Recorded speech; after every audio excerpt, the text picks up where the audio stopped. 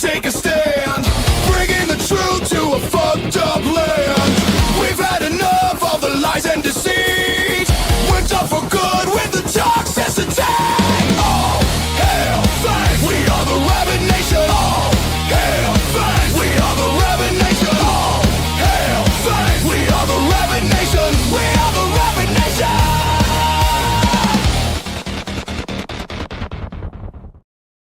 All right, and a hearty shout out to all of you in the Rabyd Nation, whether you are a paid citizen, a tourist who's just subscribed, or you're just looking across the border and, as some of the chat say, lurking across the border and wondering whether or not to become a citizen of such great nation or a tourist. Welcome one and all to the Rabyd Nation. I'm your host, Ed Rabyd, a former pastor, turned atheist, now compassionate anti-theist. Welcome to the Rabyd Atheist, and welcome to the beginning of the first full week of live streams on the Rabyd Atheist channel. Welcome one and all. Today, of course, is Fireside Chat. I usually try to get the conversation rolling with a question, but after that, it's up to the chat where we go, which is always a dangerous thing, but it's fun and it's a wild ride. But thanks everybody for stopping out. Let's see, a few announcements. Of course, there's always the goal in the chat. That helps me continue to do the work that I'm doing and trying to normalize atheism and deconversion and all that stuff. So, and support the channel. You can do that. If we reach the goal, I will wear whatever hat has been chosen by the poll. There's a limited time left for the Irish/St. Patrick's Day hats. So that might be of interest to some of you to make sure I get to wear those at least once or twice more as we are coming on very close. Let's see, the rest of the week, of course, I've got my new live stream on Tuesday. We're going to be more of a taking a look at the news, seeing if there's anything out there about atheism, deconversion, religion, anything that's affecting us in our world. And then, of course, the Bible study on Wednesday. Thursday's deconversion night, deconversion hangout. And then this Friday, I will be doing my birthday stream. Haven't really organized that or put that together. I've been dealing with some stuff this weekend. So, but my birthday is actually the 18th, but I'm going to celebrate on the 20th so I don't have to leave early and go to work. So, because I will have to go to work on the 18th, but I hate working on my birthday, but I really don't. We already have somebody else out on this week, so I'll have to do that. Remember to check out the Discord. The Fluffle is kind of getting fun. I've seen some interesting conversations, watched some stuff. So, if you're in need of a community where you can be yourself and have a little fun and hang out, and we kind of did a test for a movie night, so that might be happening too. So if you're looking for something like that, check out the Discord and join the community there. Let's see, is there anything else? I think that's it. So let's check out who is here. John from Holland was here early. Thanks, John. Scuzzbopper is here. Lurking, yes, lurking is allowed. Okay, I just want to let that make that known. You're more than welcome, lurk. Jacqueline is here. Jackie, I can call you Jack. Okay, Jackie's here. All right.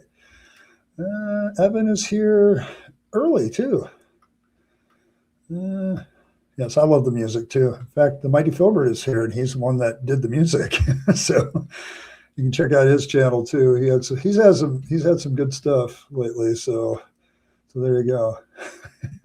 I know that's the chief worry about streaming 5 days a week, that I'm going to burn myself out. What I have learned, Evan, is having a full weekend off where I don't have to worry about broadcasting, don't have to worry about work, my other job, has been quite beneficial to getting a full recharge on that. So I'm going to test it out for a couple weeks if things go well. So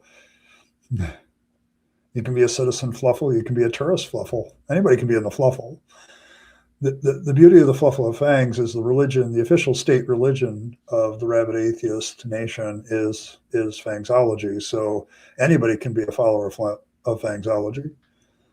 And if you want, I can make you a bishop or a bishopess or a priestess or whatever you want of wherever town you're in. So you can start calling yourself. There's Rimmer. Thank you. Yeah, it's almost my dinner. So, yeah, I had a rough weekend too, Rimmer. So you and me in the same boat. I can't talk about it too much because it's a personal family matter, but I spent a lot of this weekend just kind of being aimless because a lot of things were on my mind because of the fam. So, and I'm not going to go into it any more than that because I promised I wouldn't. So, but yeah, just know that it was a rough weekend for me, and I'm looking forward to this week's broadcasting to kind of make up for it. So, and there's Felicia. Let's see, Michael's here. All right, and on the topic, Felicia says the most dangerous thing that Christians in the modern day believe, I think, is inerrancy literalism. It leads to slavery, death penalty, war justification, etc. Yes, I'd put that in my top five. I think the belief in the inerrant word of God might be a big problem, because when you believe in the inerrant word of God, that kind of leads to all the rest of it. Like you start to, that's what leads to creationism, because you can't challenge, the 6 days creation in Genesis. It leads to the idea that slavery is a real thing and it's justified. You pick that up. Justification for wars being holy wars.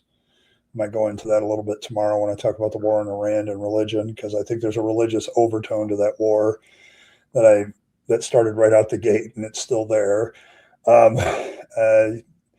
You can justify death penalty. You can justify anything when you look at the Bible and use it as your source book of this is the way morality should be. And so, yeah, that's a very dangerous belief. I think that's in my top five. I think it's when you don't look at the Bible objectively and try to do things, you just take it on faith that it's the word of God and everything that it says in it is true. I think it's a very dangerous fundamental problem, okay, to your ideology, because there's a lot of things in the Bible that I don't want to be there. so sending East Christians, thank you. Yes. It depends on the denomination. That could be. Like, I'm looking at overall Christian beliefs, so that maybe transcend denominations. But I'll propose one here. Let the fluffle kind of, let this marinate in your minds for a minute.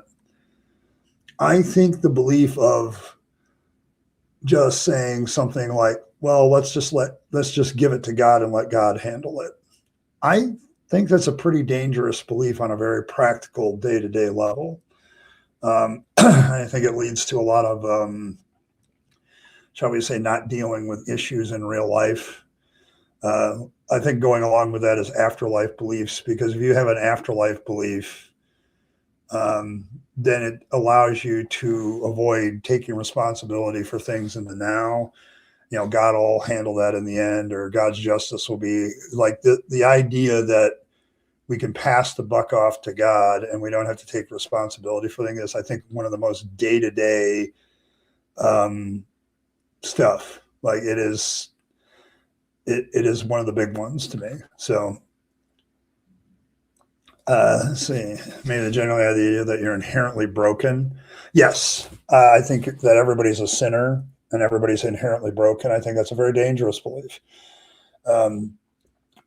It wouldn't be so bad. Like, every human beings have problems, and every human being has a problem, but it doesn't mean that necessarily, like, this is something that we have to go to God with to fix. Like, it goes along with everything else. Like, the whole God thing is going to fix it kind of allows us to just kind of give up on certain things or not do things about that, about the problem. Like, if you're suffering from certain things, we're just going to give it to God. I think the divine healing comes out of that. But yes, but we're all broken and only God can fix it is kind of the foundational belief there. So, see, the belief in the order to bring about argument and rapture into the world, certain geopolitical things to happen in that timeline must be oh yeah, the apocalyptic thing. Like, this all kind of started back in the 1800s with the whole rapture Armageddon thing. Like, it's not the thing about the whole rapture Armageddon process thing is that it's never been like, it's not been the whole of Christianity has had these beliefs. Now, at various times, Christianity has had this Armageddon rapture view of the world, but they haven't been trying to speed it up, like with everything going on in the Middle East. And I'll probably talk more about that tomorrow. But with everything happening in the Middle East right now, there's like this. I'm sure there's a whole bunch of Christian prophecy nuts that are already like chomping at the bit to talk about this, so they can write their latest book and make money. But so there you go. Yeah, we get the wars that don't need to be fought. Like we don't get them.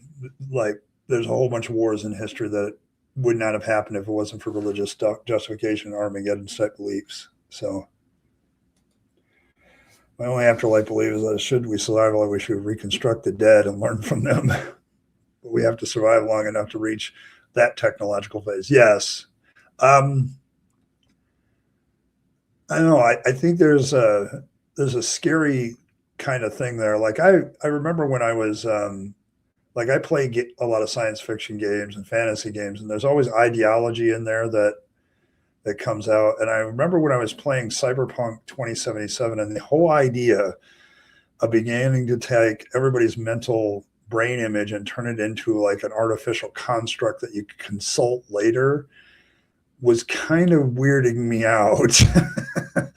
But I can't deny that if you could encapsulate people's memories and stuff in a more concrete form and learn from it, maybe humanity would get better based on learning from other people's mistakes and knowledge and wisdom. But I get it. But like, yeah, it was, the whole idea of experiencing somebody else's experience too. Like, yeah, I think Michael just mentioned it in the comments, the brain dance idea. Like the scary thing about like a lot of the technology in that game is like some of it, I'm like, you know what?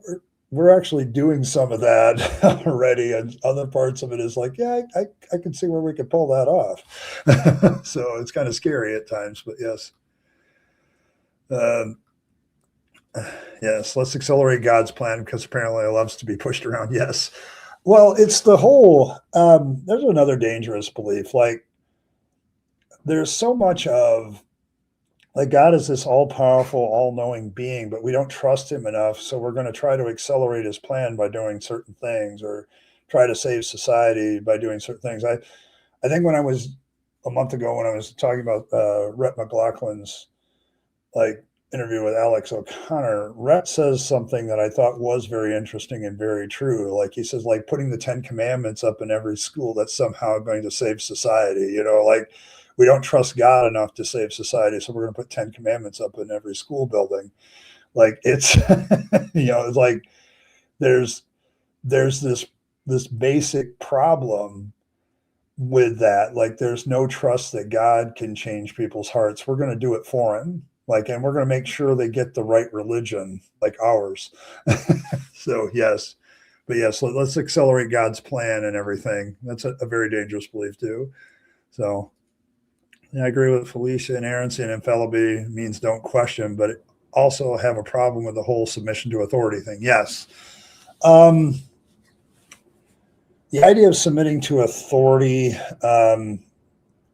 it's amazing how most religions have that idea, either submissive to authority or it's pretty bad in the Abrahamic ones because you grew up, the whole Abrahamic religions is formed in that time of kings and authority, and the state and religion are kind of wedded together. Okay. And I'm not saying that we've gotten away from that. I think we still have that in some large respects, but the idea of the state kind of says, yes, if you just teach the people to obey me, then I will benefit you, the religion, and I will make you the state religion and this and that has always been there. But now you have this submission to authority where on a practical level, like say in Christianity, make sure you're submitting to your pastor, the leader, make sure you're submitting to your political leaders, make sure you're, especially if they're of the same political party as us, submit to them. If they're not, then we'll find some biblical way to justify rebellion. But, and then, the whole wives submit to your husband, children submit to your parents. Like, I don't know. The more I live, the more it's like that automatic submission thing is really problematic. Like, I think respect should be earned now. So, like, if I don't know, in a marriage relationship, you might think there's sometimes that submission is necessary. Like, if somebody actually knows something more than the other person in a marriage, you might want to trust them. I don't know if submission's the right word in that case. It's more of a, I'll trust you to handle that because you know what you're doing, and then you trust me to handle this because I know what I'm doing. That's not the same as submission. Um, so I don't know, but yes, the submission to authority thing kind of kicks everybody in the butt. So it's a very dangerous thing because in the church, as you well know, this can be patently abused. Like pastors have abused this big time. Like, you got to submit to my authority, like you got to do what I tell you or else, and then a whole bunch of people buy into that and you end up with a very cultic mentality in the place, and very, very bad things happen in those atmospheres. So look into on being a doctor, believe things that are either undemonstrable or true is both dangerous effects of one critical. Yes.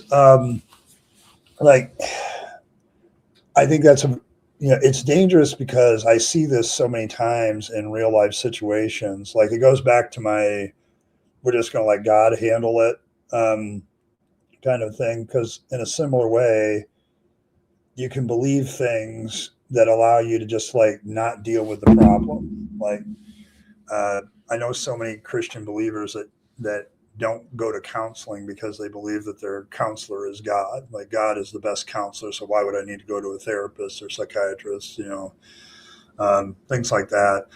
Uh, they they believe things about God, that God does this, God does that, and humans don't have anything to do with it.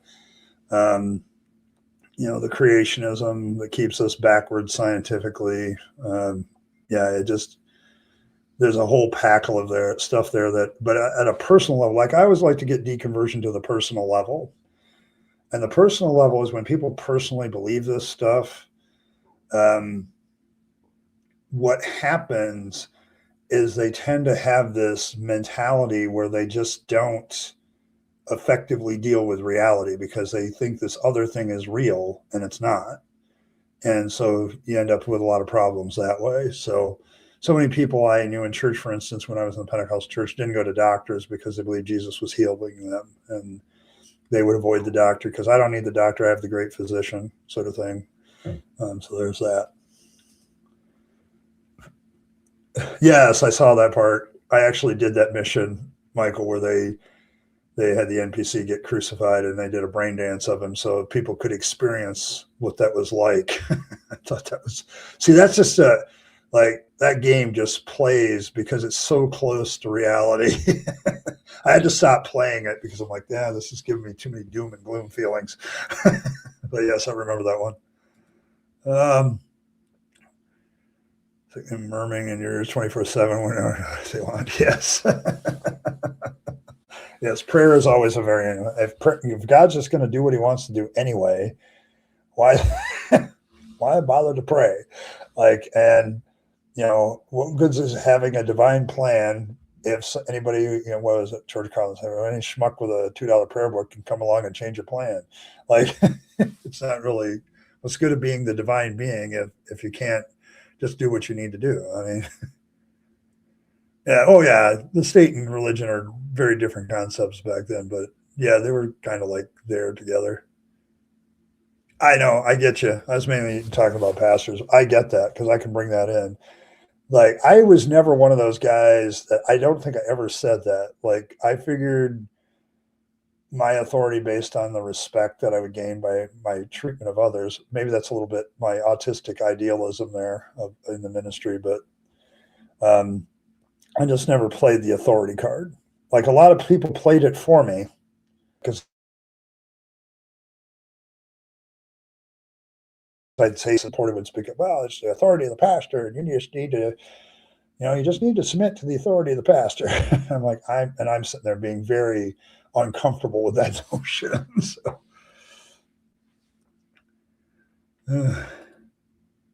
yeah.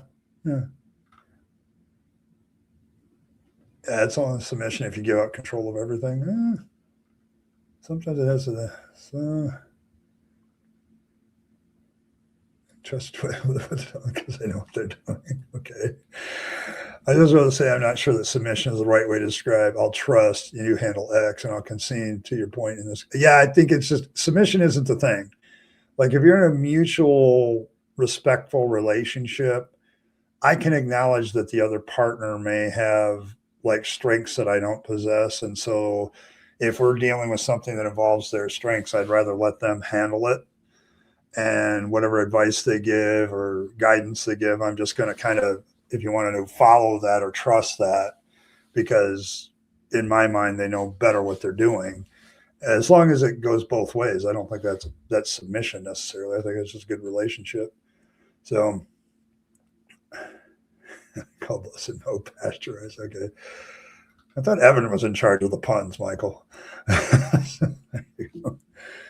And very toxic pastor really pushed that teaching. They believed they were almost God's anointed and untouchable and unquestionable. Yes. Good example. And when I was still in the Assemblies of God, there was a guy who pushed that angle pretty hard. He had a mega church in Lansing, and he was just very big, very powerful. And he really, the authority thing was his thing. Like, I'm the pastor. This is where we're going to go. We also had some church splits over that because I think it was the Church Detroit World Outreach split off from the Assemblies of God because of this belief in the apostle that was in charge there. So he said, I have apostolic authority. So, and he split off from the Assemblies of God. And when he did that, I don't think he realized what was going to happen. The church went from I think 4,000 people down to 500 in the space of 3 months. So it was a bad move for him. So, but yeah, this idea of you're not authoritarian and you're okay. There we go. Okay, but like the dealing with toxic pastors, yeah. As a former minister, I can tell you I had to deal with them too. Like because you also had this other thing going on in the ministry too, like one-upsmanship. Like everybody's like, when you get together, everybody talks about the same thing. They talk about how big's your attendance, how big's your offering these days, what are you giving to missions? Like it's talking shop, and there's a pecking order in the ministry about, at least there was in the Assemblies of God, of who's doing like the proof of your anointing was how many people you could get into the pews, how much money were you getting given to the church. Did you have spiritual gifts in operation in your church was often discussed. So there was always this among the pastors who's in charge unofficially. And the bigger church pastors always seem to have this, I can tell you what to do kind of thing. Hey, Triple E, good to see you. Hey, Baby Fangs, here. Seeing it's a Baby Fangs reference, I'll put Baby Fangs up on there. So good to see you. You're anarchist about puns anyway. Okay, there we go. Oh man, the authoritarian ministry, like, because that doesn't just exist in the assemblies, like Episcopal churches, the Catholic Church. Like when you have that authoritative top-down single person structure and authority, that's dangerous. Like we've seen, like with that kind of authority, you can get people to do anything, literally anything. There's cases, the abuse scandals, all that stuff is based on authority. And the Assemblies of God, I couldn't tell you how many times I heard about ministers leaving the assemblies because they thought they were hearing from God better than everybody else and causing another church split, which is hilarious to me now as an atheist. But back at the time, it's like, good God, if you're so authoritative, you don't really need all that stuff. Hey, Martin. We shall pun until the hairs come home, fangs, damn it. Okay. There we go. Okay. All right, there we go. Anarchical punnery. There we go. Fangs approves, I think. Fangs is just one of those guys that just approves of anything. Like there's no limit with Fangs. So, so he just doesn't want you to hurt anybody. Like it's okay to do pranks, just don't hurt anybody. And don't be like those high school students that went a little too far. Oh, and the prank that went horribly wrong and ended up with somebody dead. That's probably going too far. Yeah, it's gone too far.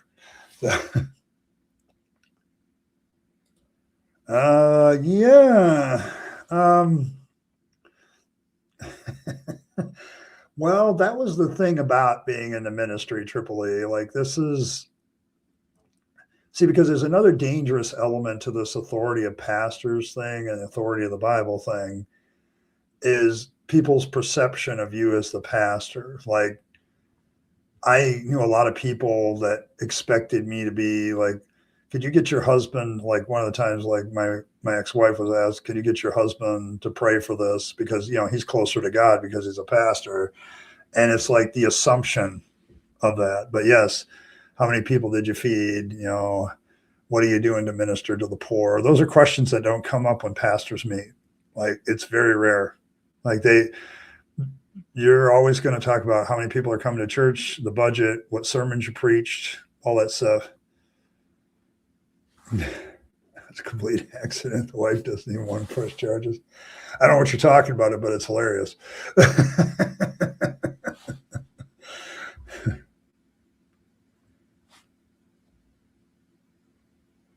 Yeah, oh, okay. The guy that it was a complete accident. Yeah. Yeah. The media complete. Okay. I'm fair with that. But let's just talk about the concept of doing a prank to the point of somebody's death. Yeah, I can see where that would be a problem. Okay. But Fangs is all for mischief, but make sure everybody walks away happier and alive. So yes, closer to God than us. Yes. That's a very dangerous view. If you look at clergy people as closer to God than you, I would say that that's a dangerous thing that Christians or anybody can believe. So the role of worship leader, minister, music was to encourage people to demonstrate their spiritual gifts. Shenanigans ensued. Oh, your latest video. Like I remember the Toronto revival, Philbert, where some of the news that got back, like these people are like barking in an unknown bark. Yeah. The lady howling was hilarious. I about died laughing when I saw that. But because I remembered it so vividly, like we're gonna howl for Jesus. Yeah. Yeah. That's kind of that was more my point. I mean, I didn't really follow that story particularly, but it looks like it ended up being all the charges were dropped. So that's good. It was a complete accident, but yes, the media always looking for something. I can buy that, but yes, pranking is fun to a point, especially if you know the person and you know that they'll laugh along with you and they have every right to prank you back. But so not regular non-conveying subs. Okay. So, but yes, I remember the Toronto revival so well because I live in Michigan. So people would drive from Michigan to Toronto to experience the experience. Like it was a common talking point. And this might go to a dangerous belief too, but they just following after the experiences. Pentecostal believers do this a lot, but they're always like chasing the next experience. They're chasing the next thing. They're chasing, but it's like barking in an unknown bark. Yeah. Yeah. Mitch is an asshole sometimes. I'm just gonna say that. It's Mitch. Instead of Marsha, it's always Mitch. Hey, Wolf, good to see you. This is the Nibbler from Futurama. Okay, there we go. Let's see. I respected my pastor when I was still attending church. When he joined a failing church, when it lasted, he would give church members budget reviews so he could show that they were helping people. Repair.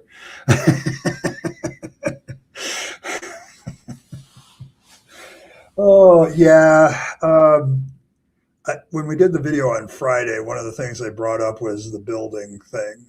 Buildings are the albatross around the church's neck. It becomes more about having the meeting place and keeping things going. Like one of the things I mentioned during that, like there's a couple places where statistics are hard to get, and one of them is the house church movement. Because they meet in homes, they don't have the building problem. They have small groups knit together into a community, and it's much harder to count that. It's because they don't keep records. So, let's see, Thomas, I think one of the worst things Christians can do is give false hope to a child. If anything bad happens, they're told to have faith and sort of ignore. Yes, I think the false hope aspect is a very dangerous belief. It kind of goes along with what I was saying, like God fixing the problem. Like if you're in a very serious situation in your relationships, the proper thing to do is do the work of going to counseling, do the work of trying to reconcile the relationship. If you've done something wrong, just asking forgiveness from God, and then, okay, well, God forgave me, so everybody else has to too. I think those are very dangerous beliefs from a very practical day-to-day point of view, because people are going to like, hey, when are you going to make this right? So Toronto the Good was something I never heard before. Okay. Hey, Kyle, good to see you. It all comes back to the chat. Okay. Oh my gosh. But yes. But yeah, like so much in church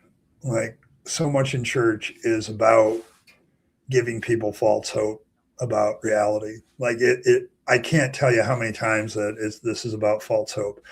My whole job as a pastor was giving people false hope.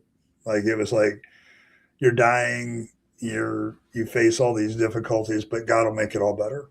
Like it's the magic religion Band-Aid.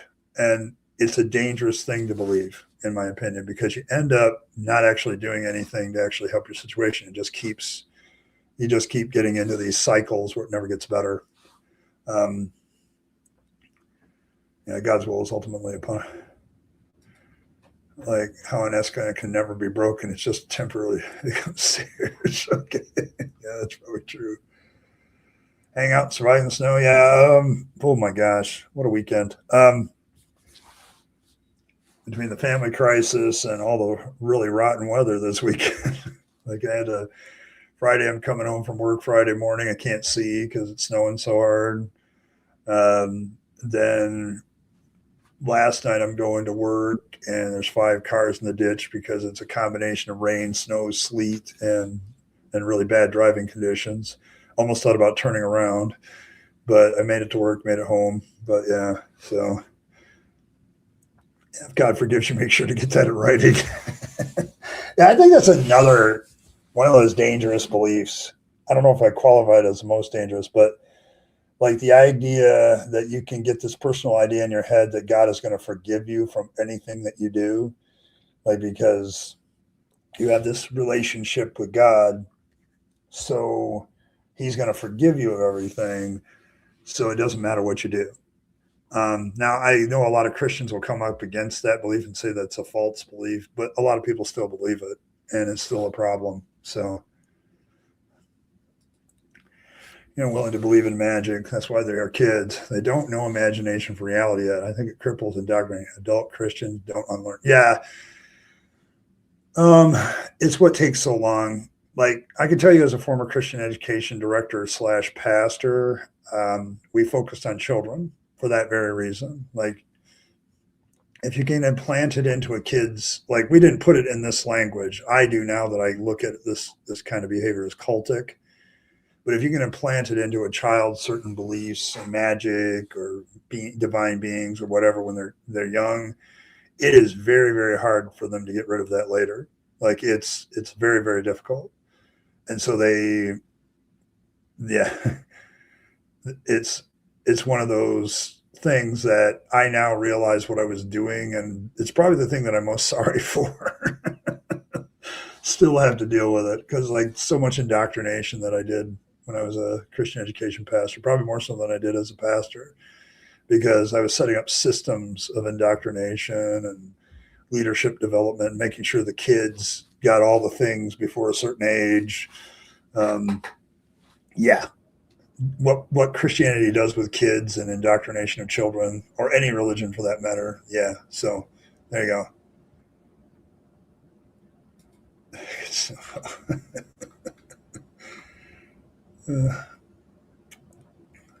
Santa with their kids? Yeah, that's I don't know. Thanks, Josh. Good to see you, Josh. Appreciate it. Happy penultimate Patrick's Day. Yeah, I don't know about St. Patrick. He was kind of an oddball. Like, I give him props for getting rid of all the snakes in Ireland. Oh my gosh. Oh, I remember hearing that for the first time. I'm like, are you serious?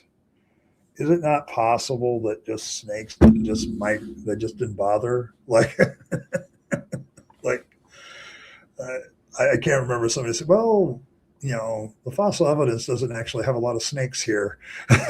So I don't know what that could be. Yeah, like that's another one that's kind of funny because you'll have like we're coming up on Easter too, like Easter Bunny isn't real, Santa isn't real, all this other stuff isn't real, but Jesus is real. Okay, we want you to know what's real and not real, and then it's like, oh wait a minute, you get older and you start you get older and you start to realize, well, Jesus kind of fits in the same category. Like there's some definite unhistorical proof for Jesus. So yeah, fossil evidence, Satan planted it. That's what they say. That's what your average creationist would say, Martin. But yeah, no snake. I don't know. It depends on the snake. Like there's some snakes that just eat critters. They eat bugs and stuff. So they don't go after big stuff. So like we get garter snakes in here in Michigan. I don't think they. I've been. I've no. I was no. It was my friend of mine got bit by one, but it like didn't do anything. Just pinched him basically. So yeah, they eat slugs. Like there's a whole bunch of stuff that some kinds of snakes just eat. They don't have fangs or anything because we have fangs. So yeah. I'm just saying. Yeah, that's probably true. Yeah, I mean it. I'm not snake phobic until you have Aaron Ra like showing all his pets, and they're like, okay, yeah, peace out, bro. See you later. Snake phobic? I'm not snake phobic necessarily. Just there comes a point where I realize I'm above my level. I'm punching above my weight. So I was withheld a child milestone because of a lie. Hits kind of deep when you think about it. I never understood the enjoyment of Santa. I wish I enjoyed him growing up.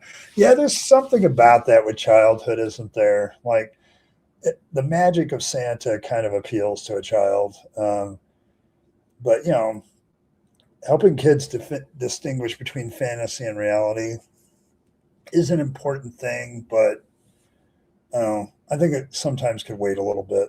Like coming down and seeing all the presents of their Christmas tree would have been cool, and something with Marcus from Santa, that would have been interesting. Yes, Fangs has cute fangs. Earl did a good job with that one. This picture is still one of my favorites. It's really well done. She got the cute awe feeling that you get. So don't get me wrong. I'm fascinated about the subject, Evan, like the snakes and all that stuff. Like what some of you posted how baby manta rays are born and a few other things are born, and I'm totally fascinated about that stuff. Do I want to like put a snake over my shoulder and broadcast this live stream? Hell no. So yeah, you gotta have a good Santa. Okay, yeah, but there's bad Santas. Definitely bad Santas. They made movies about that. So, oh my goodness. But yeah, it's like I don't know, the whole magic of childhood gone. because we want to make sure you understand Jesus is real, but Santa isn't. Easter Bunny isn't real. Fangs is real, though. Fangs is the real Easter Bunny. Well, I mean, the thing about Fangs being the Easter Bunny, there's some benefits to you adults um, because Fangs also gives, age appropriate gifts. So, like, the chocolate eggs and bunnies are fine for the youngsters, but, what you really want is, some special gummies or something as an adult. And Fangs will gladly oblige you. He may steal somebody else's stash of them to give that to you, but it'll work. So, yeah, I love that too. I thought it was kind of cute. Yeah, vulnerably called good or bad. Kids want approval of the adults, like it's inherent in them. And so you play in the church. I used to play that. Like I used to play, like your mom and dad really want you to learn this, because they think it's important. Um, you could tell the kids took the same attitude with God, like they were always trying to get God's approval, kind of thing. So they're always, it's like if you indoctrinate right, the kids start to view God as they do like the perfect parent, and then that grows up into an attitude later in life of the perfect parent. So that's kind of where it's at. So, hey, thanks, Mender. That's 2 out of 5. The Irish and St. Patrick's Day hats are this week only, and then they're going away. And I think I'll have another hat to replace them. Maybe it's something new.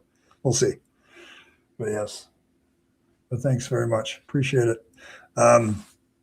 But yeah, I played into that a lot as a Christian education pastor of getting God's approval. Like kids are you don't want to be a bad kid. You don't want to be on God's naughty list. You want to be on his nice list. So, well, it's probably, honestly, atheist, it's probably the earliest form of fiction as most of the religious mythologies. Like, if your story's good when you can make up shit and people believe it's real within a couple of years. So, but yeah, it's like it's the early, human beings are very creative. Give them that. We like to make stuff up to entertain ourselves. I can see why. Like before all this entertainment, electronic stuff. I mean, what did you have in the very, very early days? You got to sit around a campfire and you got to entertain each other with stories and songs and all that kind of crap. And a lot of people are nostalgic for that. And I get it. But that requires everybody to make up a lot of shit. Stories of the gods. Like I was listening to a thing on Norse mythology last night, just as a refresher course, being that I've studied it before. But, the things that people made up to explain why a certain culture things are still evident is amazing to me. So, books and rocks. Yes. Like a tie-dye there. But the blanket doesn't wrap like a real tie-dye blanket. The colors, disobeying the laws of physics, make us fun and magic. I enjoy. Internally cute bunny. Yes. Yeah, I noticed that too. Like Earl colorized this to make it look kind of magical, which I thought it was great. It was well done. So, entertained. Okay. The Cave Beatles were great. Yeah, what a great band. I mean, if you think about it, all of our history is dotted with these people that are dedicated to keeping us entertained and not bored. Like, once you start, getting successful as a group or a civilization, you have downtime, and somebody has to fill that downtime with entertainment. So, yeah, and we had tens of thousands of years to come up with stories. So we have a lot of stories. So tons of them. But yes, when you look at religion and mythology, it's like, yeah, that's the product of a lot of overactive imagination. And unfortunately, some people took it very seriously because they can't differentiate when something's coming out of somebody's imagination and when they're doing facts. I mean, that's kind of my personal, I don't know if this is one of the most dangerous things that Christians or believers or theists believe, but it is a common problem with them. Like they don't seem to know the difference between, a claim and evidence. Okay. Like they get those two crossed a lot.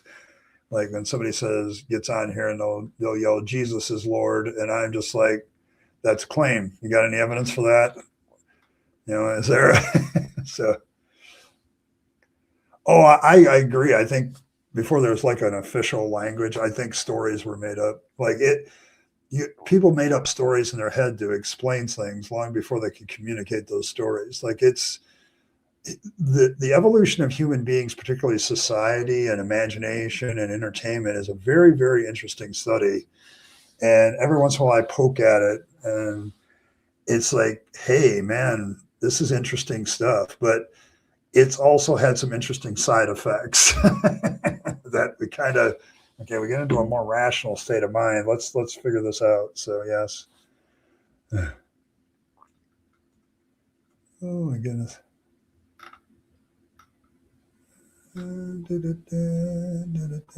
Crossed. I mean, the whole shtick is based on somebody getting crossed. Discovery of fire that made us storytellers around the campsite. Yes.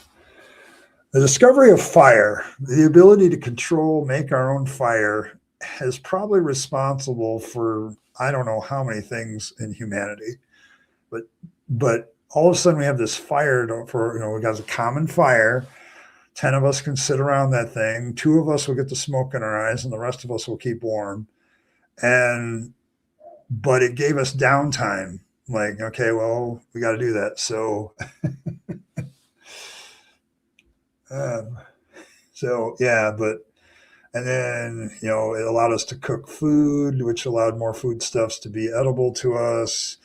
It's used as defense, the occasional burned down dwelling, little things. So, okay. Oh, thanks, Tripoli. Appreciate it. A tiny bit of doping for the priest of fangs. Bring forth that. Well, I got two more to go. And I'm at that moment where I'm going to take my 2-minute break and I will be right back. But just hang around and keep that thought. Maybe some of you can make up some better puns while I'm out, but I'll be back in a couple minutes.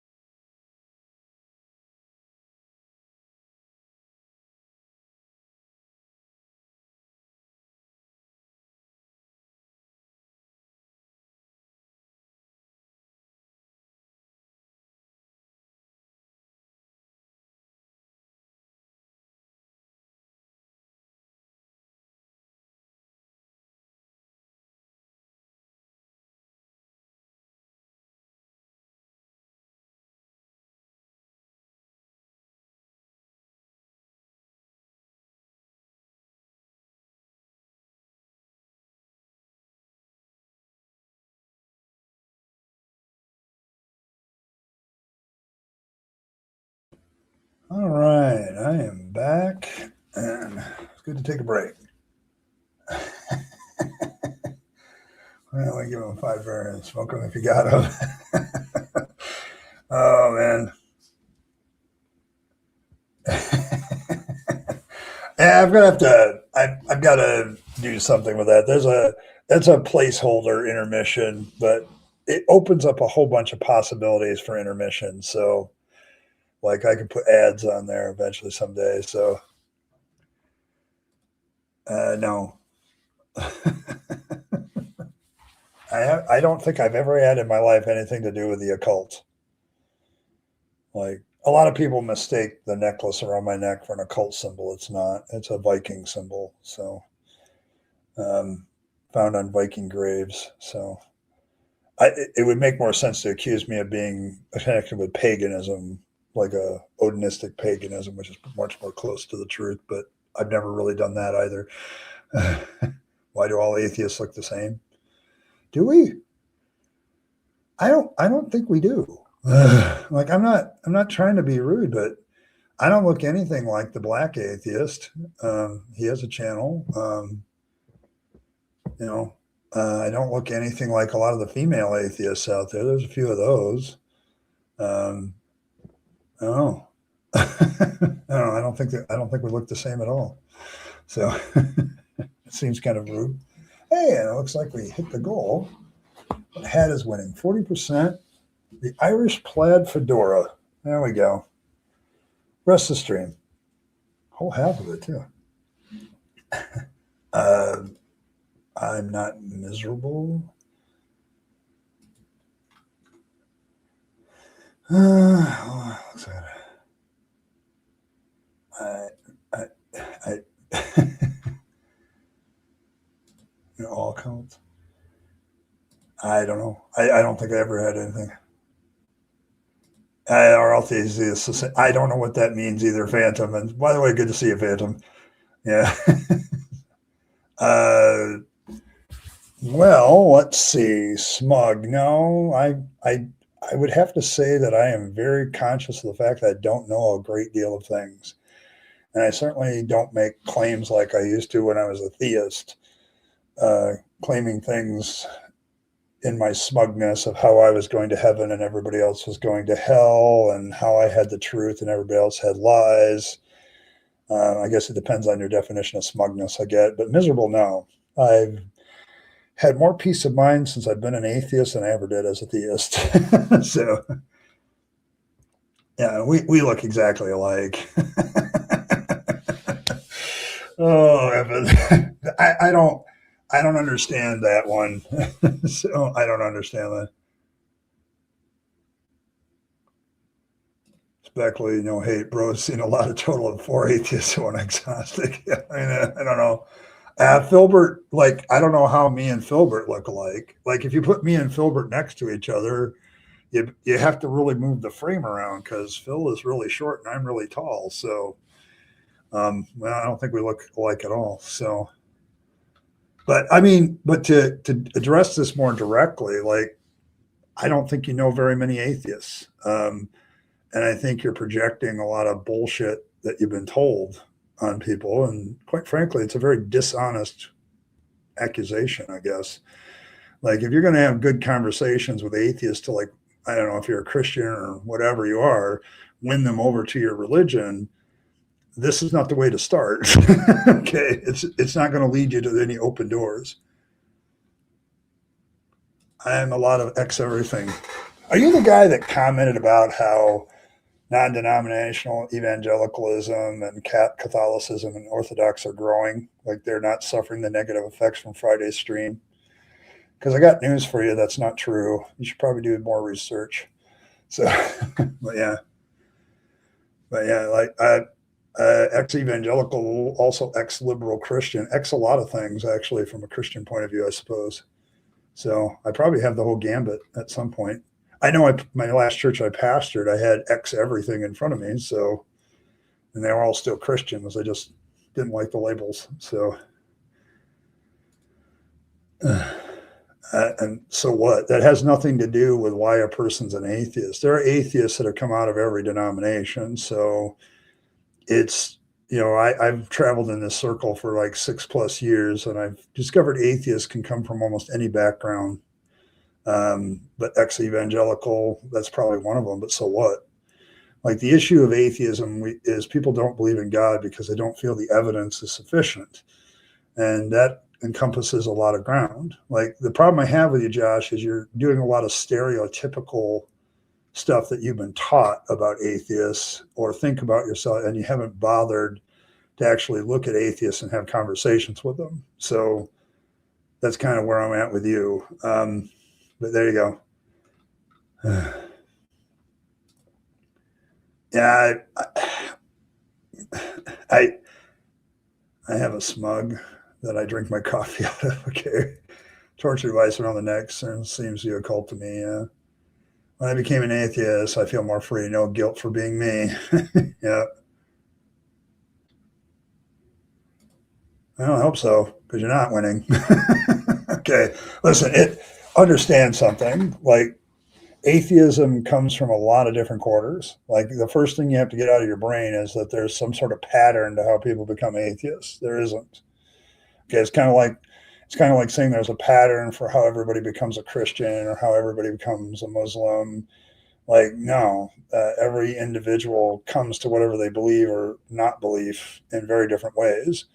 But most of us that used to be in the faith that have left it, those of us that deconverted, there's a similarity to our story. And it usually involves like we started to study the claims of our religion and found out there wasn't a lot of factual basis for it. So, and you just kind of move along from there. Oh yeah, I do talk about my sorrows quite openly. I'm not saying I'm perfect, and I certainly have my struggles. Like this weekend's a good example when a family crisis appears and I feel very powerless to do anything about it. It doesn't involve me directly, but it involves somebody I love and care for very much. Um, I don't have empty prayers and platitudes for them. I'll pray for you, thoughts and prayers. I don't have that for them. And you assess the situation, you realize you really can't do much except be supportive and be there and be a shoulder to cry on when necessary. Yeah. I don't get all that. So it's like, we have our struggles. I've just learned that I don't need God to deal with them. In fact, I think I deal with my problems far more effectively than I ever did when I was a Christian. It's like what we were talking about earlier. It's easy to pass the buck to God. God will handle it. And then we don't do what we need to do to fix the problem. Okay. So yes, but thank you very much, Triple A. A lot of us come from different oranges. This is your first time here? Okay. Welcome. I mean, you don't look exactly like me. Okay. I didn't know this was a thing, though, Michael. Michael, is it a thing that everybody wants to look like the Rabyd Atheist? They want to wear silly hats and have a long goatee? Like people, I've been asked about this thing a lot of times, but it's like, I'm just letting it grow. Like I'm not trimming it. I'm not doing anything. So if I have a laziness, it's about the goatee. So yeah, I'm pretty chill. Well, thank you. C nominations. Hey, it's Earl, and welcome to the Lord, the lap in which our Lord naps, the wonderful, lovely, intelligent, beautiful, I killed Earl. Welcome.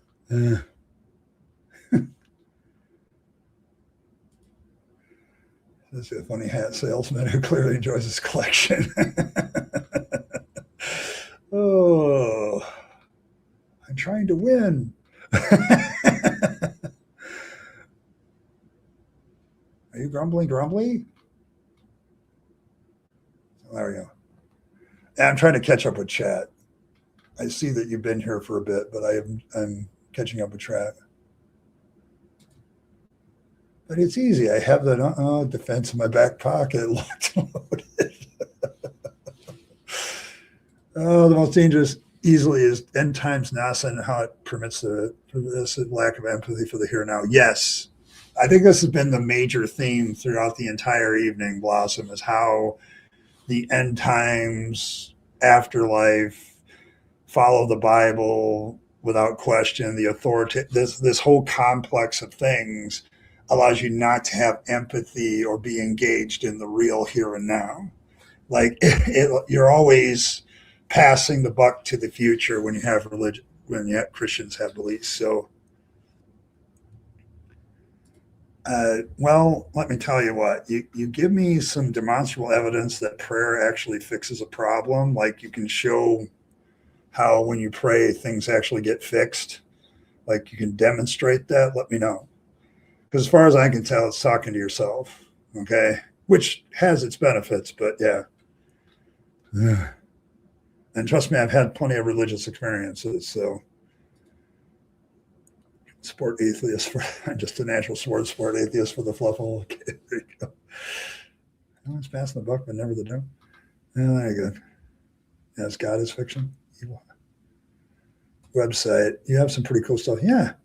Oh, you're gonna make Earl blush. You're gonna make Earl blush, mighty Philbert. You're gonna make her blush.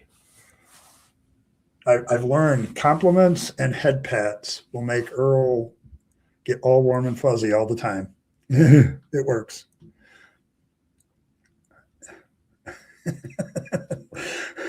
All right. All right, there you go. There you go. We will not say the M word here.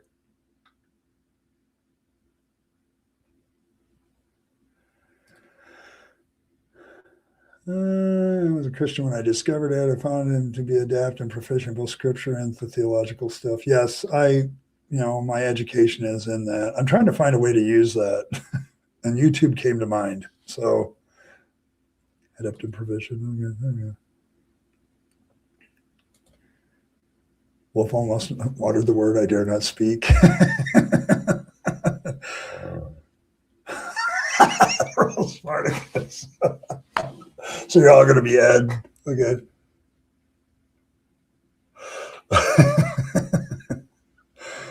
Oh, yeah. She feels all squishy and shit. It does that.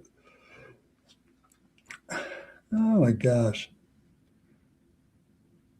Hey, Skeptic. Good to see you. You'll be happy to know everything's normal here, Robert. Which means there's some serious discussion along with chaos going on at the same time. It's awesome.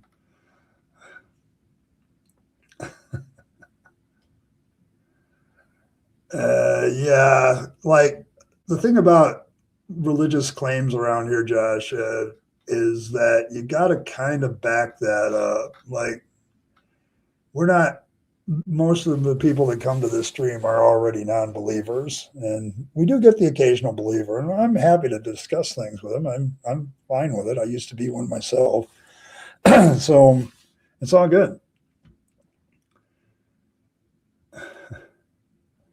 Let's see. Okay, where's the evidence for actually does something? Two teams in a basketball game can pray for a win, but only one can do so. Explain that. Yes. Squishy, squishy, squishy, squishy. There we go. Oh, he said the word? Oh, I'm sorry. I'm sorry. I'm missing things. Too much is happening in chat, Earl. It always is. Yeah, normal's boring anyway.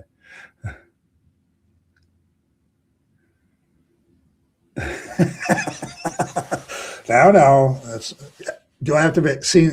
Here's what I'm going to do. Okay, now you're going to make me do it, Philbert. You're going to make me do it because Skeptic Philosophy also runs a channel. I'm going to make him a standard moderator too, so he can promote his stuff, like a link in the chat or something, without having to go through me. So there you go. I just gave Skeptic a wrench. There you go. There you go. Yeah, I like Robert's stuff too. I spend a lot of time over at the mighty Philbert and Skeptic Philosophy. There's some good stuff, everyone. So, yeah, you failed again. It's all foiled. Your supervillain plot didn't work. Oh, there you go. Why did God get stoked Christ? He used the word. There's a word. There's always a word.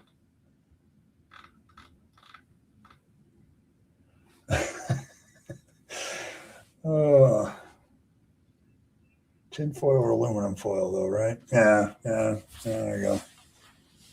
Yeah, you don't question the priestess around here. Like that's, you know, yeah. I mean, there's the thing with IKE is like, she's here, and you have to be on your best behavior. She's a Southern belle, and she expects that kind of behavior. So, she's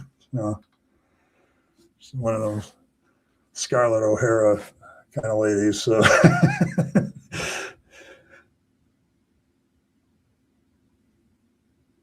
You don't actually have evidence for that. You pray and something happens that you kind of wanted to happen, but that's not evidence. Like, what is the mechanism that you can demonstrate that you offer a prayer to a God? Like, if I offer a prayer to Fangs and suddenly one day I walk into my kitchen and he's stolen somebody else's stash and left it on my counter, like, he could leave the video of him stealing the stash and moving it over, and that would be the mechanism. But I can offer prayer to any God and thus say if something circumstantial happens that seems to line up with my prayer, that's no better than astrology. Okay. Like that's not evidence. Okay. Like it's, when you have confirmation bias guiding you in your prayers and how they're answered, you're always going to think that something happened that was the answer to your prayer, and you'll find a way to post hoc rationalization it together. That's not proving the mechanism of prayer. Like, show me your prayer on God's list on his computer, and then how he engages it and answers it, and then gives you a tangible answer to your prayer. Otherwise, what you have is a combination of confirmation bias, post hoc rationalization that just reforms your prayer life. But prayer is one of the things I've talked about many times. It's like there's really no demonstrable evidence that prayer really works. So, yes, you're not. Oh, that's right. You're the Goblin Queen. I'm sorry. I stand corrected. Occasionally move. But yes, it's the problem with it is when you talk about your experience in prayer, experience is unfalsifiable. You got to get something that proves prayer works that's falsifiable. Like this is one failure of prayer to convince anybody, because you have people that pray to Vishnu and get their prayers answered. You have people that pray to Odin and get their prayers answered. Is that proof of their God? Finding a mechanism where you show and demonstrate that prayer actually works has been a longstanding problem for most religions because they don't have it. Okay, so it's still, it just, yeah, it really is. But the way people think prayer works is actually a bunch of rationalization they use in their brain. Like, it's one of the things that drives me nuts, because I realized this about my prayer life a long time ago when I was still a Christian. It's like, there's no way for me to, like, I could do a journal, but then that's still my experience. Okay. Like, and I can still rationalize that the prayers were answered. It's like reading a horoscope and thinking it applies to you. You just write the horoscope yourself with your prayers.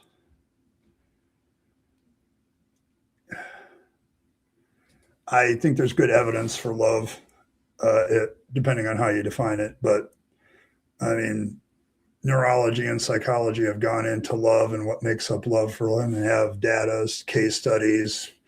They at least have something. Prayer doesn't have anything, because you can sit there and I mean, it greatly depends on what your definition of what we're talking about love. Like, are we talking like this unconditional love? I don't think there's any evidence for unconditional love. No. Usually people love each other and there's conditions to that, like, betrayal isn't a thing or things like that. So, but yeah. I mean, if you want to talk about love being affection or trust in each other, yeah, you can see people doing that all the time. So,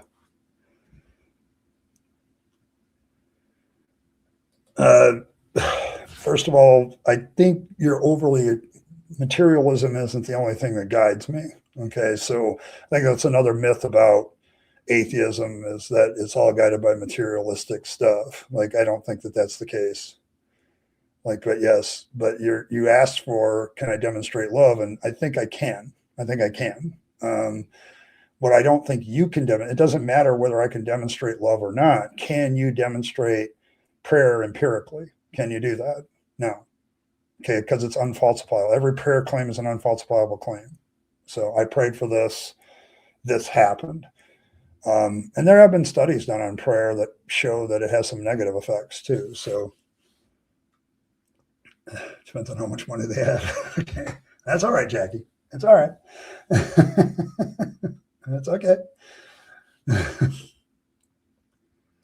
I mean, actually, Triple E has a good example here for Josh. Like, if I pray to Santa, if I send Santa a letter to send me whatever I want, like anything that I want, and then suddenly it's underneath my tree, is that proof that Santa exists? No. Because it's like, is that not technically a prayer? And was it not answered? So, and I'm going to tell you, like, a lot of answered prayers, quote unquote, is the exact way that actually Santa works. Like, your parents heard you write this letter to Santa. They knew it was going to come back in their mailbox. They found out what you wanted for Christmas, bought it for you, wrapped it, put the word Santa on it, and laid it under the tree. And a lot of times prayers are answered that way because people hear what you pray about or what you're praying about, and then they act in order to fulfill that need. That's just self-fulfilling prophecy type stuff, but it doesn't prove prayer works. Yeah, there's definitely psychological effects on our body, our mind, that we have measured when it comes to love. Okay. You haven't been able to do that with prayer yet. So it's two completely different things. So, but even if you're trying to reverse things on me, that's not what I'm asking for. I'm asking for a demonstrable proof that prayer works. Like, I want to see the prayer go before a God, whatever God that may be that you're praying to, because a lot of them get prayed to, that God considers your request. You can show that he demonstrably considered your request and then answer the request. Like, it's the God part that you're going to have a lot of problems with. So, but I mean, most people are motivated by materialism, Martin, but you can find meaning in a materialistic world too. Like, this notion that meaning doesn't exist for me as an atheist because I'm a materialist, that's just not true. And most of the rest of you know that that's not true. I can define my own meaning. I can come up with it myself. And I have. So, if there's a falsifiable test, you can't have meaning without a God. I think my own personal life falsifies that. Okay. So, like, yes, you can. To cancel out a bias, prayers being answered as intercessory prayer experiment. These experiments have been done starting in the 60s, show no better than not praying. Yes, exactly. Like, prayer is no better than the placebo, so to speak. Like, the placebo and the supposed cure of prayer get the same results. So, yep. Tell me, this is my mission. I heard him. Trust me, bro. I felt nibbled by him to do this. See, the cult of fangs goes forward, as always. Yeah, we assign things meaning and value, and what things mean something and value. Something is different depending on the person. Okay, so yes. Pray to me to have my moldy loaf of bread refresh itself. That doesn't sound like too difficult a thing to God. Let's see it. Okay, there you go. Toss up.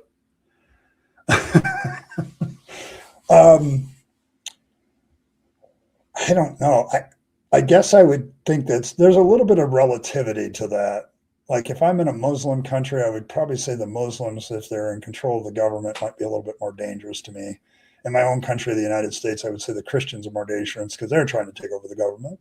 So at least some of them. I know that there's a lot of Christians against Christian nationalism. So, but my largest problem is when religious people want to impose their religion on other people against their will. Like you're forcing it, you're pointing a gun at their head. And so whoever's doing the gun pointing at that point, they're the problem. They're the ones that's most dangerous. So, yeah. I mean, we're all at the end of the day motivated by our environment and materialism. So like, yeah, I need stuff to do the other stuff that I do. Like, got to pay the bills, got to keep the roof over my head, got to keep my car driving so that I can stream and have fun with the fluffle, you know? So I got to do all those other things to make the other things possible.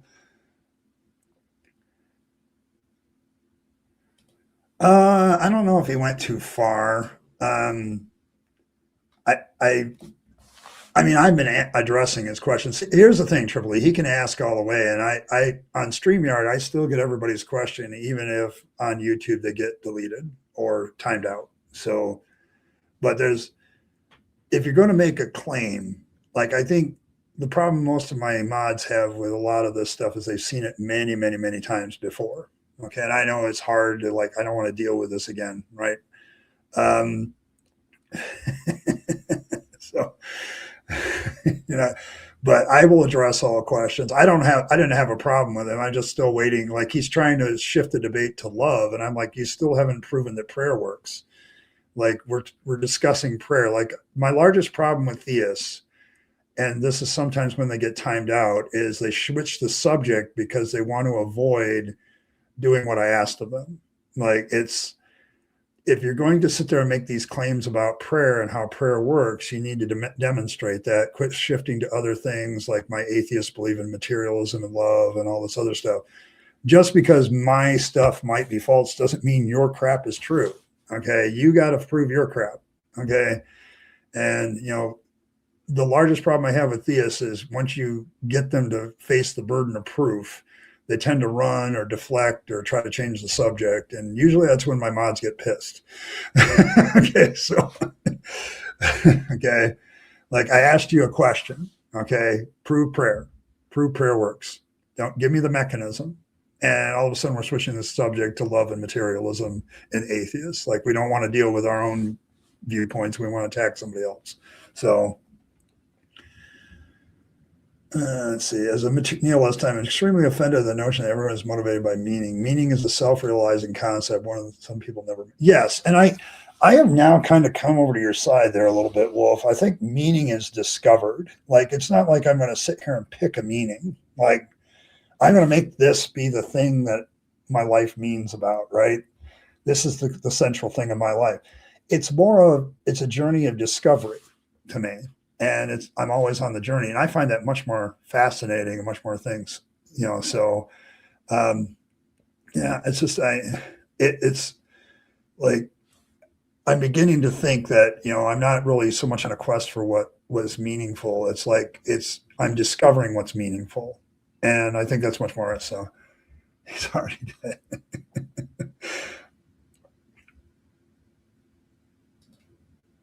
That's why you have to do blind intercessory prayer experience so that people praying for them don't intercede. Okay, I see what you're saying. Like you could do a blind prayer test. You could do a full blind experiment. I want to see how that works. Like I think there's been something done like that, Robert. I think somebody's probably done something like that with prayer experimentation because there's been a lot of prayer experimentation, and none of it has been conclusive about anything, and that's the problem. So.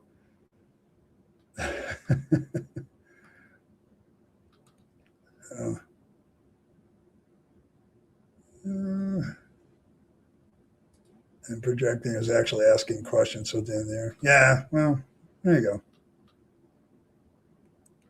I don't either. Like, and if he's still listening in, like I think I made my case here. Like it's great to ask questions, but if you haven't like dealt with what I've asked you, that's a problem.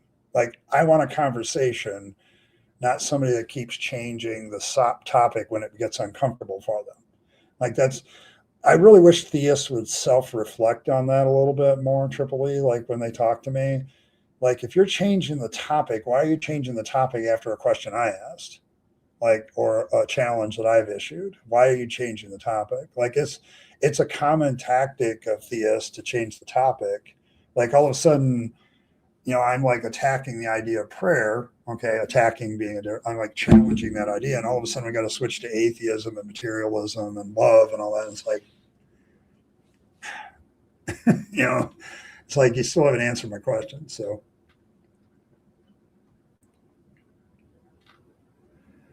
Dogma Christians aren't as dangerous. They've decided to ignore more of their books than Muslims. Yeah, that's probably true. Yeah, it is a little bit more relaxed on a Monday. Like I don't have a problem with it. My only issue, Earl, is when I offer a challenge and like immediately switch the topic. It's like it's okay. Yeah, we want the yeah. Please give me some sort of reason to keep the conversation going on what we were talking about. So yeah, he started making some bold assertions too. So let me get down here. Without evidence, it's just talking. Oh, sometimes I think it's Phil. Sometimes my mods are usually pretty good. Like they're, but Monday is kind of relaxed. This is a fireside chat. I will take on theists any stream though, John. Like I just like them to stick with the topic. Like maybe I should do something a little better. Like we were talking about prayer, and suddenly you want to jump to me. Like I'm asking you for evidence for prayer. That would probably solve my atheism problem if you actually had evidence for it. Like what's your actual evidence for this? Like it's not about materialism at that point. Like you can do a lot of different types of evidence. But yeah, I know. She is the Goblin Queen. Yeah, it was done in a blind in the 1965. Okay, see, I can see that. Like, I don't think prayer, every time it's faced like a real scientific testing, the results have always been like, So none of them have actually produced evidence that prayer actually like works. So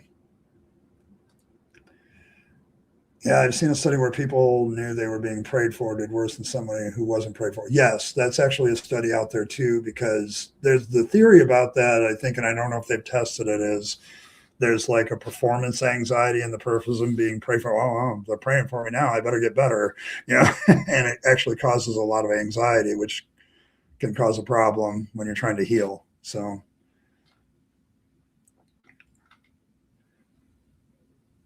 I guess I can have any religion anywhere, frankly. Yeah, me too. There you go. All right. All right. There we go. There we go. There's a nice little study on prayer for you. I remember that. Yeah.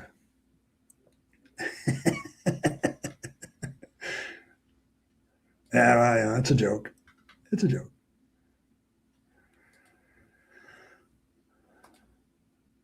Yeah, Nathan, my challenge to the theists that are still listening, quit changing topics. Like, if you're going to talk to me about how prayer works, then stay on the subject of how prayer works. Let's not go to my materialism, because that's not the issue. Like, I want evidence that God is actually listening to your prayer and acting on it. And that's going to be unfalsifiable. That's the biggest problem with it. And until you admit that that's unfalsifiable and prayer really isn't good evidence for a God, I think we're going to have an impasse. Like, we're not going anywhere. Okay. Like, because I've got people praying to whatever God has existed throughout the millennia, and they claim they have answers to prayers from that God. Okay. Do you buy all those answers to prayer for like some ancient deity, people paying to Baal and they're getting answers to their prayers? Does that prove Baal exists? No. Like, and you would probably use the same arguments against their prayers that I use against you, but you want your prayers to be special. So see you later, Evan. Have a good one, Evan. Okay. Yeah, I kind of thought so, but yes, there is a study on prayer, where they did a blind study on prayer. I don't think it was very conclusive, as I recall. The scientists were kind of shrugging at the end of that one as well. Like, that's like what they always do with prayer studies. Yeah, I mean, yeah, you have to kind of let them talk for a while, though, Martin. Make sure they're bad faith actors. Like, make sure. So.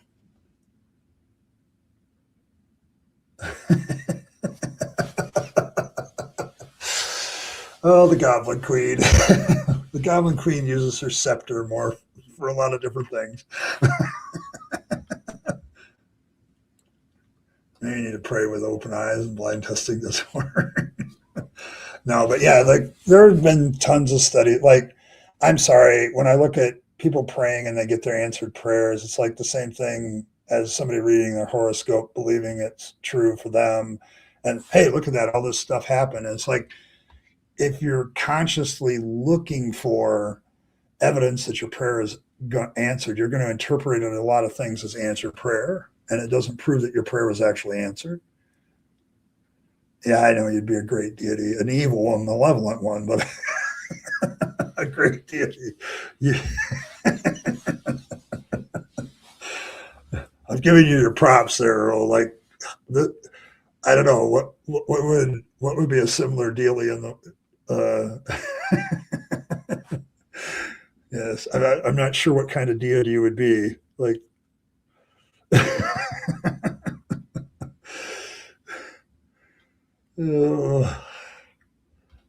I'd be afraid. I'd be afraid of your temple. I don't know what they're worshiping, but I'm sticking away.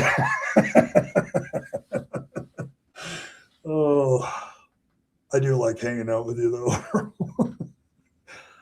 There's something about that Goblin Queen mystique that I enjoy.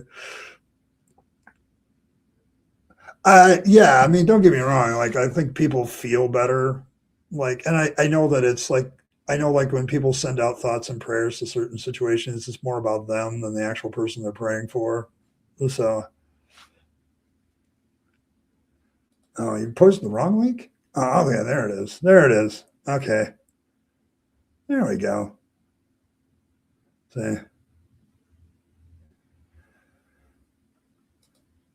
Yeah, like, it's not uncommon for them to go to the materialist route. I'll agree with you that. Like, oh, that's because you have this materialist worldview. And I'm like, well, yeah, because they actually give me demonstrable evidence that it works.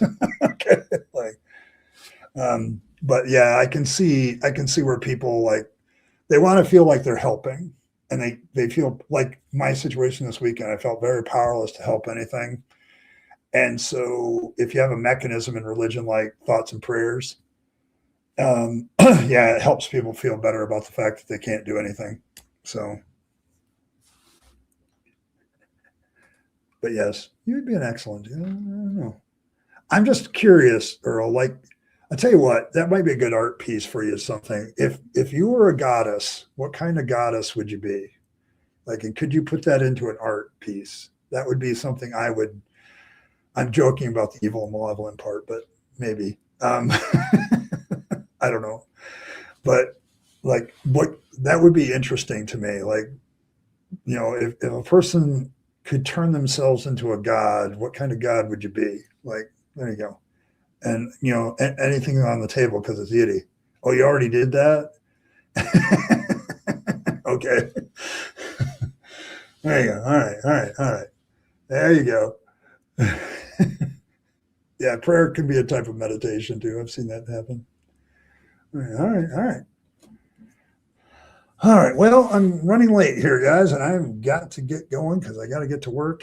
The mods don't do themselves at the world's largest brick and mortar. So I do have to leave, but I want to thank everybody for being. It's been a very, very interesting chat today. This is definitely one of those live streams, and yeah, so it's been great. Yeah, if you go to 4 to 6, like, I can do that on a Sunday. I can pull that one off. Just send me some dates and I'll let you know. I don't mind appearing on other people's programs. So, but yeah, I gotta hop too. So Fangs is empowering my legs with his jumping power. Yeah, just send me an email. That works. But thanks everybody for stopping by. I appreciate all of you in the chat. I think we had some good discussion on some of the actual topic and some other topics that are good. A few announcements. Tomorrow will be my first Tuesday stream for this week-long streaming thing I'm doing. I kind of slid past the topic tonight, but I want to look at the religious aspects of the war in Iran. I'm kind of taking a plunge into a little bit of political social stuff, but not too deep stuff that we can all kind of look at. And so there you go. Oh, hold on. I got to make sure Earl's a god.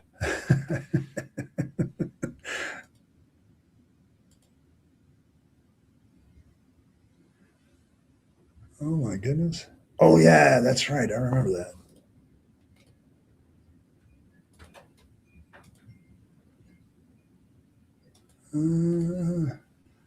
Yes. All right. Oh, what? I put that in the wrong place. You know what, Earl? I'm going to have to do that later because I really do have to go. I'm running later. I'll upload that and we'll have it tomorrow. But tomorrow we'll be talking about that. Wednesday is we're going to continue red letters, red flags. It'll be about divorce. I think we're hitting the passage on divorce.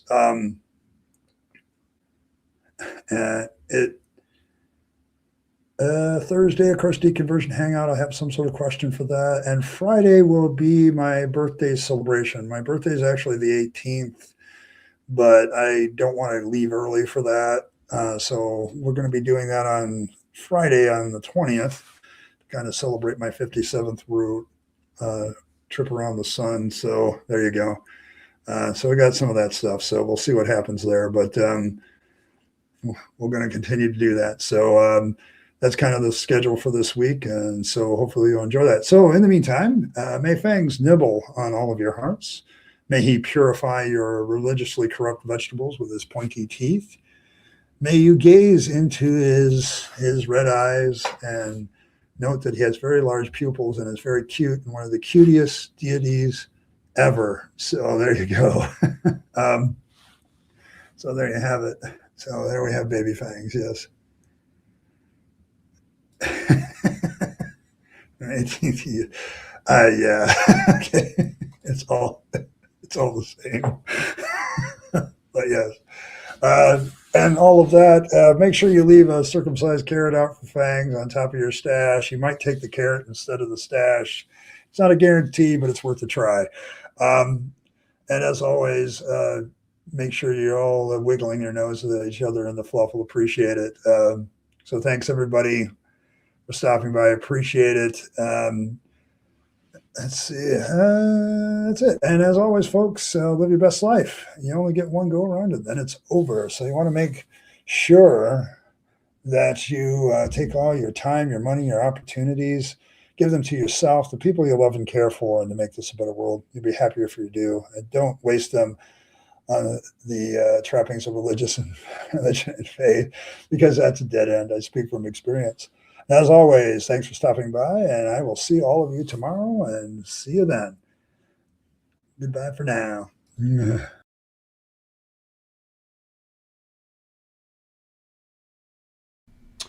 Hey, thanks for sticking around to the end to find out how you can support the channel better. Of course, there's always the normal notions of just hitting that like button, subscribe to the channel, hit your notification bell, and share the video with your friends and family that you think would be interested. That's always very appreciated. If you want to support the channel in a more tangible way, there's several options. You can super chat or super thanks in the comments or during a stream. Those are always very welcome. But you also can become a member of the channel. Members have certain perks like getting the videos early, things like that. They also have some good custom emojis during chat. So all of these things are good benefits to members, but they also support this channel and its work to continue to normalize atheism and deconversion, for which I'm very appreciative. It keeps me going, and it keeps me as a content creator being able to do more and more as a content creator. So if you choose those methods of support, thank you very much. And I appreciate you once again for staying to the end and listening to other ways that you can support the channel. Appreciate it. Thanks, and I'll catch you next time.